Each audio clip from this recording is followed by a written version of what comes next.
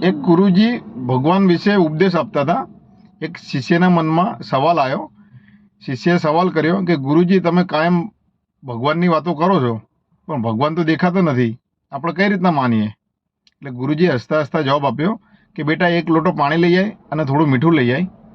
એ પ્રમાણે શિષ્યએ કર્યું અને ગુરુજીએ એવું કીધું કે હવે આ મીઠું છે ને એ આ લોટામાં પાણીની અંદર નાખી દે અને બરાબર ભેળવી નાખ. શિષ્યએ એ પ્રમાણે કર્યું. તો કે બેટા, હવે આમાં તને મીઠું દેખાય છે? તો કે ના, મીઠું તો દેખાતું નથી. તો હવે આ પાણીને કે તું પીને જો.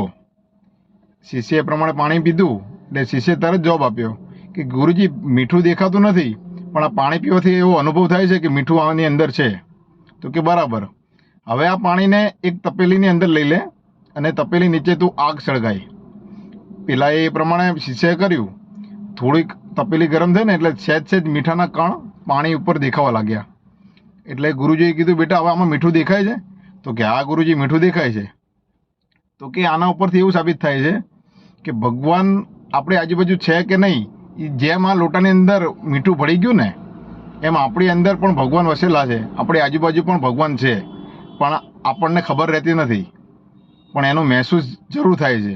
આપણે કોઈ કર્મ સારા કરીએ, કંઈક આપણે દાન પુણ્ય કરીએ, કે આપણે કંઈક સારા વિચારો લાવીએ ને, તો એમાં પણ આપણને ભગવાન વસેલા છે.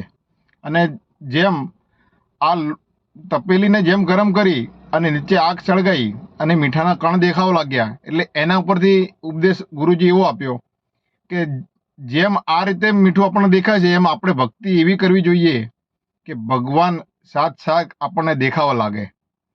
અને જો ખરેખર તમારી ભક્તિમાં એવી શક્તિ હોય ને, તો ભગવાન તમને જરૂર અનુભવ થાય છે અને દેખાવા લાગે છે. વિડીયો સારો લાગ્યો હોય લાઈક, ફોલો, શેર જરૂર કરો. જય માતાજી, જય ભારત.